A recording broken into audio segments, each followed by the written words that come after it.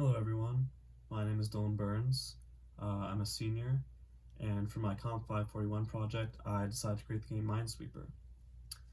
So we can begin the game by pressing any one of the mapped keys, which are W, A, S, and D for moving the cursor, F for placing a flag, and the space bar for flipping a tile.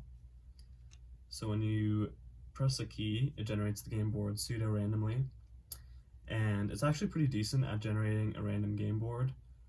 From playing it a bunch of times, I would say that about 8 out of 10 game boards have the mines placed very randomly, with the other 2 out of 10 being only somewhat random. Anyway, here's a cursor tile, which you can move using WASD. Use it to select tiles, and I'll just start by flipping over a tile. So it plays a different sound whenever you flip a tile, or place a flag, or unplace a flag, and it plays a short jingle when you lose the game and a longer jingle when you win the game. But I actually haven't won a game yet. Also, when you win the game, all of the LEDs light up, and when you lose the game, every other LED will light up. So now I'll play the game for a little bit to hopefully show the mechanics.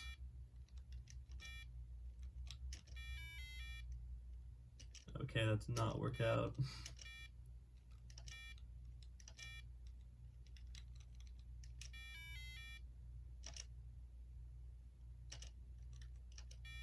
Okay, there we go. So you'll notice that when you flip a tile and there's a blank tile underneath, the program will go and recursively flip all adjacent tiles until it runs into number tiles.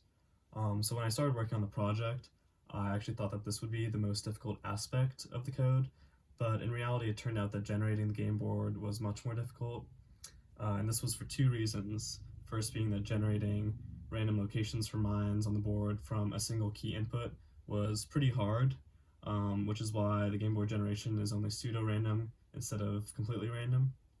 And the second reason is that the code for counting all of the adjacent mines for each tile was just annoying to write. I'll play for a little bit more though.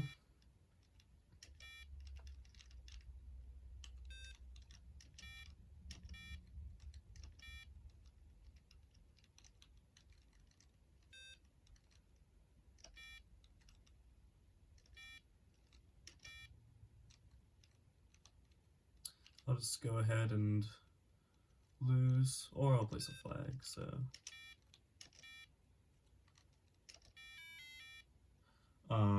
So you can see when you lose the game, it lights up every other LED, and it reveals where all the bombs are.